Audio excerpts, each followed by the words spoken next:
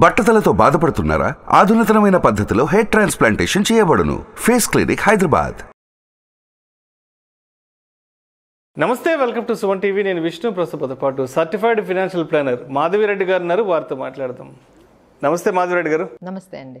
మాధవిరెడ్డి గారు, ఈ ఇన్సూరెన్స్కి సంబంధించి కొన్ని కొత్త డెవలప్మెంట్స్ కూడా తెర మీదకి రావడం జరిగింది. ఇప్పుడు ఏదైతే ఉందో ఎగ్జిస్టింగ్ ఇన్సూరెన్స్ పాలసీ, దాన్ని కూడా ఈ ఇన్సూరెన్స్ పాలసీలో కన్వర్ట్ చేసుకోవాలంటూ కూడా కొన్ని కొత్త మార్గదర్శకాలు రావడం జరిగింది. ఏంటి అసలు ఎంటైర్ ఈ ప్రాసెస్ అసలు? సో ఈఐఏ అంటారండి, అంటే ఎలక్ట్రానిక్ ఇన్సూరెన్స్ అకౌంట్. సో మనందరికి డిమాట్ అకౌంట్ తెలుసు. సో మనం ఆ లాంగ్వేజ్ లోనే మాట్లాడుకుందాము. సో మనకి ఎలక్ట్రానిక్ ఫామ్ లో షేర్స్ లేనప్పుడు మనందరం కూడా ఫిజికల్ ఫార్మాట్ లో, అంటే మీకు ఒక షేర్స్ బై చేశారంటే ఒక డాక్యుమెంట్ వచ్చింది. ఆ డాక్యుమెంట్ అనేది మనము as a proof of shares కింద పెట్టుకునే వాళ్ళము. స్లోగా అంతా కూడా ఎలక్ట్రానిక్ ఫామ్ లోనే ఇప్పుడు మనం అందరం కూడా షేర్స్ బై చేసామంటే ఏవి అంటే ప్రూఫ్ ఏంటి? మన డిమాట్ అకౌంట్ లో మనం ఆ హోల్డ్ చేసిన షేర్స్ అనేవే మనకి ప్రూఫ్. ఇప్పుడు అలానే ఏవైతే ఇప్పుడు మనం ఇన్సూరెన్స్ పాలసీస్ మీరు బై చేసుకున్నారని, అంటే ఇన్సూరెన్స్ పాలసీస్ మనం 3 రకాలుగా చెప్పుకోవచ్చు అండి.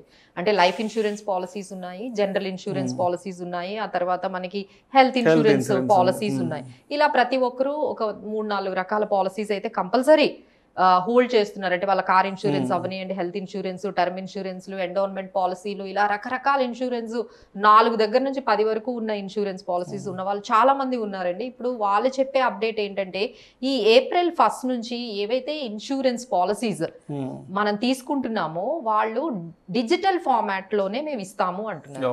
అంటే ఫిజికల్ డాక్యుమెంట్స్ ఇంకా వాళ్ళు ఎంకరేజ్ చేయటం లేదు. సో మనకి ఫ్యూచర్ లో ఇప్పుడు ఎలా అయితే మనకి ఈ షేర్స్ అనేవి ఫిజికల్ డాక్యుమెంట్ కనిపించడం మానేసిందో, అలానే మనకి ఫ్యూచర్ లో ఇన్సూరెన్స్ పాలసీస్ కూడా ఫిజికల్ డాక్యుమెంట్ ఇంకా కనిపించదు.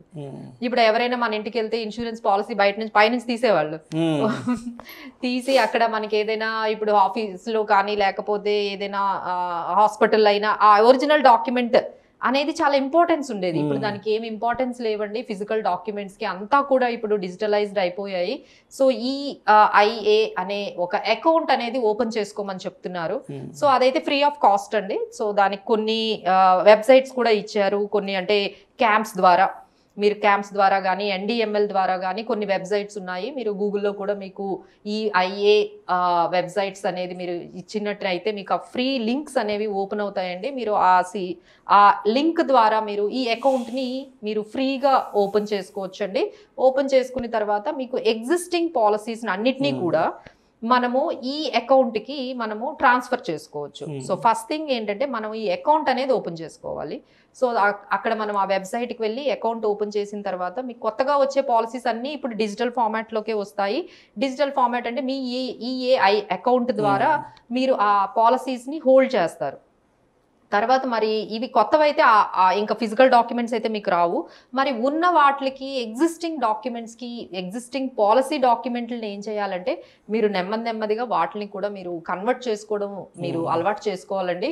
సో ఎప్పుడైతే మీకు ఇది మీరు కన్వర్ట్ చేసుకున్నారో ఒక 7 daysలో మీకు దాదాపుగా ఒక 7 రోజుల్లో మీకు ఈ అకౌంట్ ఓపెన్ అవ్వడము, తర్వాత కన్వర్ట్ అవ్వడము అంతా జరుగుతుంది. సో దీనికి మనకి రెగ్యులర్గా ఇచ్చే ఈ పాన్ డీటెయిల్స్, బ్యాంక్ తర్వాత మీ details like bank details, policy details, ఇవన్నీ మనకి రెగ్యులర్గా ఆధార్ డీటెయిల్స్ అన్ని ఇస్తే మీకు అకౌంట్ అనేది ఓపెన్ అయిపోతుంది. ఒక లాగిన్ ఐడి, పాస్వర్డ్, అంటే జస్ట్ లైక్ డిమాట్ అకౌంట్ అండి. మనం డిమాట్ అకౌంట్లు ఎట్లా అయితే ఓపెన్ చేసుకుంటున్నామో అలానే వీటి ప్రాసెస్ కూడా ఉంటుంది. తర్వాత మీ ఎగ్జిస్టింగ్ డాక్యుమెంట్స్ అన్నిటినీ కూడా అందులో మీరు నెమ్మదిగా ట్రాన్స్ఫర్ చేసుకోవడం అనేది అలవాటు చేసుకోండి. ఒక్కసారి ఎప్పుడైతే మీకు మీ ఎగ్జిస్టింగ్ పాలసీస్ అన్నీ కూడా ఈ ఎలక్ట్రానిక్ ఫామ్ లో మీ ఈఏఏ అకౌంట్ కి ట్రాన్స్ఫర్ అయ్యాయో, మీ ఒరిజినల్ డాక్యుమెంట్ బికమ్ ఇన్వాలిడ్. ఇంక ఇది ఇన్వాలిడ్ అయిపోతుంది అనమాట. సో ఈ అప్డేట్ అయితే ప్రతి ఒక్కరు తీసుకోండి. ఇప్పుడు మాకు రీసెంట్ గా కూడా క్లయింట్స్ వచ్చి, మేడం ఇప్పుడు మాకేంటి పాలసీ డాక్యుమెంట్ ఏమి ఇవ్వట్లేదు అంటే మనకు అలవాటు అయిపోయింది. ఇన్సూరెన్స్ పాలసీ తీసుకోగానే మనకు డాక్యుమెంట్ అనేది ఫైల్లో పెట్టుకొని అవునండి, అవన్నీ కూడా ఏంటి మేడం మాకు అసలు ఏమి ఇవ్వలేదు, మాకు ఏం డాక్యుమెంట్ ఇవ్వలేదు అనేసి అంటున్నారండి. So because it will come to your digital format లోనే మీకు కొత్త పాలసీస్ అన్ని కూడా ఇష్యూ అవుతూ ఉంటాయి. కంగారు పడాల్సిన అవసరం లేదండి. But you have to go with these details అండి. ఆ ఈఏ అకౌంట్ ఎలా ఓపెన్ చేసుకోవాలి, ఎగ్జిస్టింగ్ ఎలా ట్రాన్స్ఫర్ చేసుకోవాలి, ఇవన్నీ కానీ మీరు ఫాలో అయినట్లయితే మీకు ఈజీ అయిపోతుందండి. ఇదంతా కూడా మన మంచికే చేస్తున్నారు. ఎందుకంటే చాలా మంది ఏంటంటే ఈ హౌస్ షిఫ్ట్ అవ్వటం కానీ కొన్ని ఒక ఇంటి documents నుంచి miss అవుతుంటాయి. డాక్యుమెంట్స్ మిస్ అవుతూ ఉంటాయి. ఎందుకంటే ఇన్సూరెన్స్ పాలసీ మనం 15 years కి, టర్మ్ పాలసీ అనుకోండి ఆల్మోస్ట్ 20 years కి తీసుకుంటాం. అవునవును. సో ఈ 20 years లో మీరు దాన్ని ఆ ఒరిజినల్ డాక్యుమెంట్ ని ఆ ఫిజికల్ డాక్యుమెంట్ లో హోల్డ్ చేయడం అనేది చాలా కష్టం. కాబట్టి సో వాళ్ళు చెప్పినా చెప్పకపోయినా మనమే నెమ్మదిగా ఈ ఫెసిలిటీని అవైల్ చేసుకొని అన్ని ఎగ్జిస్టింగ్ పాలసీస్ ని మన హెల్త్ పాలసీ, సో దట్ ఏమవుతుందంటే ఫ్యామిలీ మెంబర్స్ అందరికీ అవైలబుల్ గా ఉంటాయండి.